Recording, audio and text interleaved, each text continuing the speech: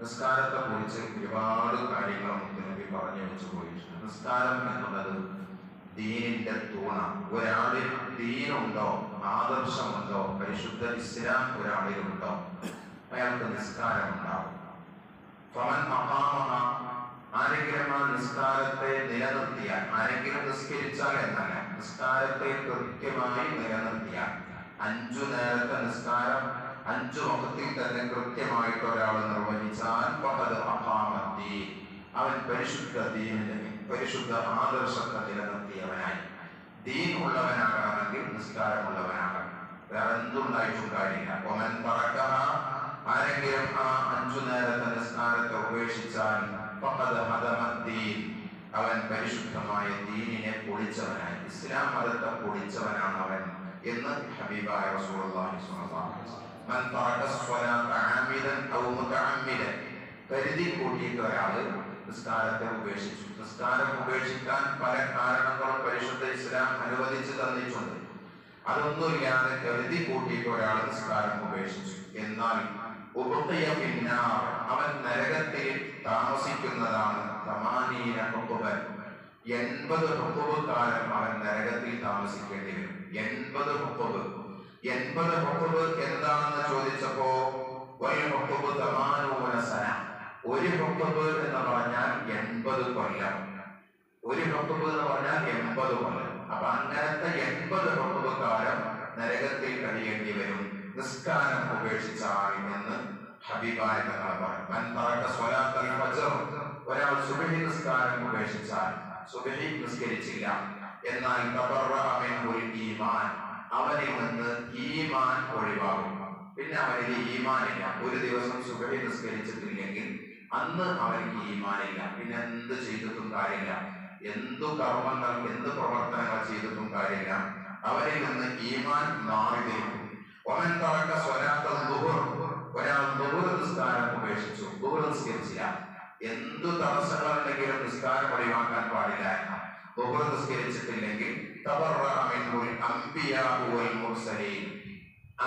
മുർസലീങ്ങൾ അവരുമായി മാറി നിൽക്കും. അംബിയാ മുർസലീങ്ങൾക്ക് അവരേറ്റൊരു ബന്ധം ഉണ്ടാവില്ല. അംബിയാ മുർസലീങ്ങൾ വേണം ദുനിയാവിലും ആഖിറത്തിലും നമ്മളെ രക്ഷപ്പെടുത്താൻ. നമ്മുടെ കാര്യങ്ങളൊക്കെ നടക്കണമെങ്കിൽ അംബിയാക്കൾ വേണം, മുർസലീങ്ങൾ വേണം. അവർ അവനോട് ഒഴിവായി മാറി നിൽക്കും ദുഹർ നിസ്കരിച്ചിട്ടില്ലെങ്കിൽ. ഒരാൾ അസ്ർ നിസ്കാരം ഉപേക്ഷിച്ചാൽ, അസ്ർ നിസ്കരിച്ചിട്ടില്ലെങ്കിൽ അല്ലാഹുവിന്റെ ഇഷ്ടദാസന്മാരായ മലക്കുകൾ അവനിൽ നിന്ന് ഒഴിവാകും. പിന്നെ മലക്കുകളും അവനും തമ്മിൽ ഒരു ബന്ധം ഉണ്ടാവുകയില്ല. ഒരാൾ മഗ്രിബ് നിസ്കാരം ഉപേക്ഷിച്ചാലോ, മഗ്രിബ് നിസ്കരിച്ചില്ല, എന്നാൽ വിശുദ്ധ ഖുർആൻ അവനിൽ നിന്ന് ഒഴിവാകും. ഖുർആനും അവനും പിന്നെ ബന്ധമില്ല. ഒരാൾ ഇശാ നിസ്കാരം ഉപേക്ഷിച്ചാൽ റഹ്മാനായ അല്ലാഹു അവനിൽ നിന്ന് മാറി നിൽക്കും. പിന്നെ അല്ലാഹു അവനുമായിട്ട് യാതൊരു ബന്ധവും പുലർത്തൂല, അല്ലാഹു അവനെ മൈൻഡ് ചെയ്യൂല എന്നാണ്. 5 വഖത്ത് നിസ്കാരം ഒരാൾ നിസ്കരിച്ചിട്ടില്ലെങ്കിൽ, ഒരു ദിവസം സുബഹി നിസ്കരിച്ചില്ല, ദുഹർ നിസ്കരിച്ചില്ല, അസ്ർ നിസ്കരിച്ചില്ല, മഗ്രിബ് നിസ്കരിച്ചില്ല, ഇശാ നിസ്കരിച്ചില്ല, 5 വഖത്ത് നിസ്കരിച്ചില്ല എങ്കിൽ അവർക്ക് പിന്നെ ഈമാനില്ല, അംബിയാ മുർസലീങ്ങളുമായിട്ട് ബന്ധമില്ല, അല്ലാഹുവിന്റെ മലക്കുകളുമായിട്ട് ബന്ധമില്ല, വിശുദ്ധ ഖുർആൻ ബന്ധമില്ല, അല്ലാഹുവും അവനുമായി ബന്ധമില്ല. പിന്നെ അവൻക്കൊരു പിശാചായി മാറി. ഇങ്ങനെ ദിവസവും ഓരോ ദിവസവും 5 വഖത്ത് നിസ്കരിക്കാതെ തോന്നിവാസികളായി നടക്കുന്ന എത്ര പിശാചുക്കൾ മുസ്ലിം നാമധാരികളായിട്ടുണ്ട്. അല്ലാഹുവിന്റെ റസൂല് വളരെ ഗൗരവത്തോടു കൂടെ അത്തരം ആളുകളെ കുറിച്ച് പറഞ്ഞു. എന്നാൽ ഈ 5 വഖത്ത് നിസ്കാരവും ജമാഅത്തായി നിസ്കരിച്ചാലോ കിട്ടുന്ന പ്രതിഫലം എന്താ? അല്ലാഹുവിന്റെ റസൂല് പറയുന്ന സുബ്ഹി നിസ്കാരം ഒരാൾ ജമാഅത്തായിട്ട് നിർവഹിച്ചാൽ ആദം നബിയുടെ കൂടെ 20 ഹജ്ജ് ചെയ്തതുപോലെയാണ്. സുബ്ഹി നിസ്കാരം ജമാഅത്തായിട്ട് നിസ്കരിക്കുക, അതായത് എങ്ങനെ നിസ്കരിക്കാം? നിസ്കാരത്തിന്റെ ചടങ്ങുകളിൽ പങ്കെടുക്കലല്ല, അല്ലാഹു സ്വീകരിക്കുന്ന വിധത്തിൽ നിസ്കരിക്കാം. അല്ലാഹുവിന്റെ ഏറ്റവും സ്ഥാനം ഉണ്ടാവണം, അപ്പോഴാണ് ഈ പറഞ്ഞതൊക്കെ ഉണ്ടാവുള്ളൂ. ഒരാൾ സുബ്ഹി നിസ്കാരം ജമാഅത്തായിട്ട് നല്ല നിരക്ക്, ഇസ്ലാം നിർദ്ദേശിച്ച നിരക്ക്, അല്ലാഹു സ്വീകരിക്കുന്ന വിധത്തിൽ നിസ്കരിച്ചാൽ ആദം നബിയുടെ കൂടെ 20 ഹജ്ജ് ചെയ്തതിന്റെ കൂലി. ആദം നബിയെ കണ്ടിട്ട് തന്നെയല്ല, ആദം നബി ഇന്ത്യയിൽ നിന്ന് നടന്നു പോയിട്ട് 40 ഹജ്ജ് ചെയ്തിട്ടുണ്ട് എന്നാണ്. ആ ആദ്യത്തെ പിന്നെ കൂടെ 20 തവണ ഹജ്ജ് ചെയ്തതിന്റെ കൂലി കിട്ടുമെന്ന്.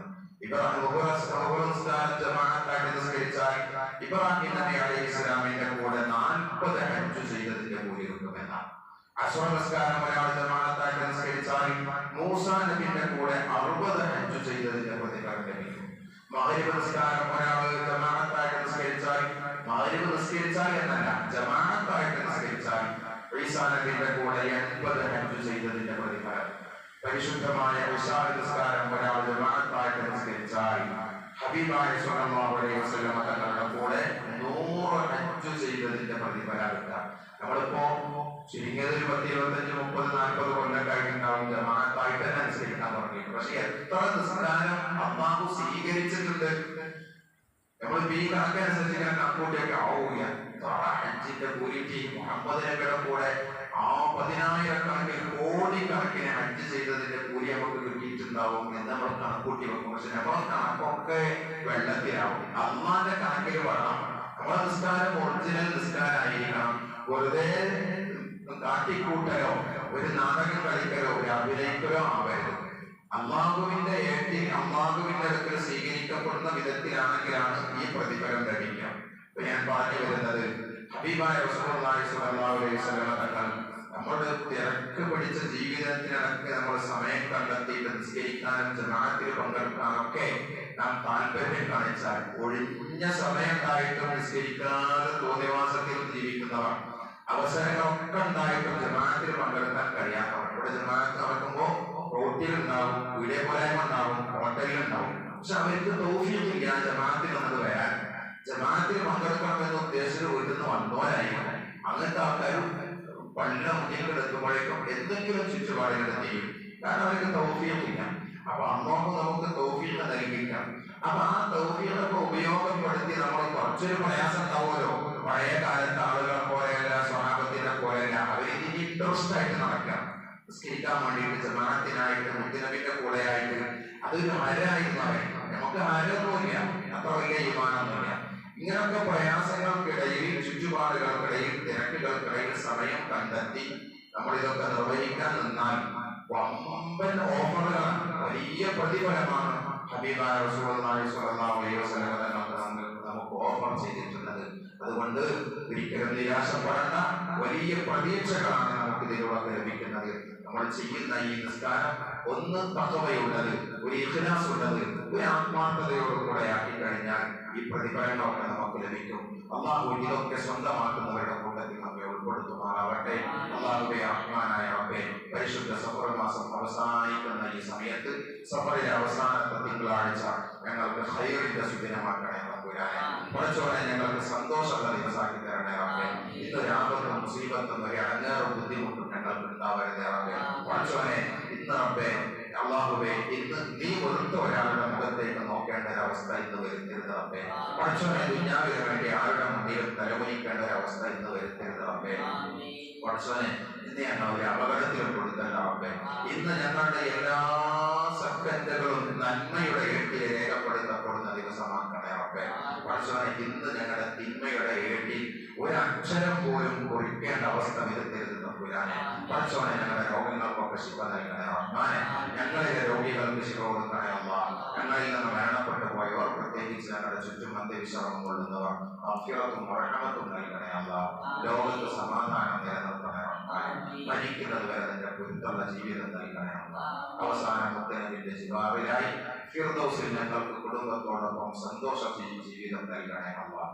റബ്ബനാ തഖബ്ബൽ മിന്നാ ഇന്നക അൻത സമീഉൽ അലീം. ആമീൻ ബിറഹ്മതിക യാ അർഹമർ റഹീമീൻ. അസ്സലാമു അലൈക്കും വറഹ്മത്തുള്ളാഹി.